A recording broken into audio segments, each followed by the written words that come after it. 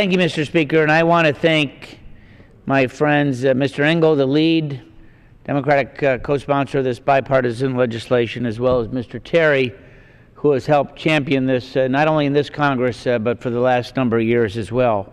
This bill needs to get done. H.R. 3527 is really good legislation, and it's bipartisan. It funds more than 50 poison control centers across the country. And in 2012, more than almost 4 million calls were managed by our nation's poison control centers.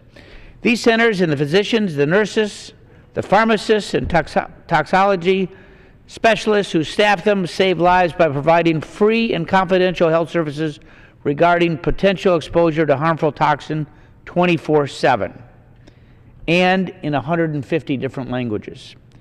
So let me tell you about Michigan.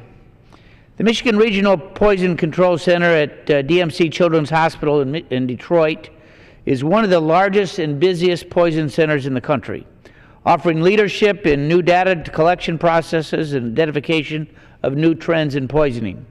The center provides assessment, triage, management, continued monitoring of more than 90,000 poison exposures in Michigan every year at no direct cost to the patient, the practitioner, or the healthcare institution.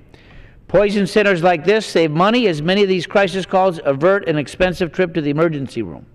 In fact, in a 2012 report by the independent Lewin Group determined that the nation's poison centers save more than $1.19 billion in avoided medical utilization and reduced hospital lengths of stay every year.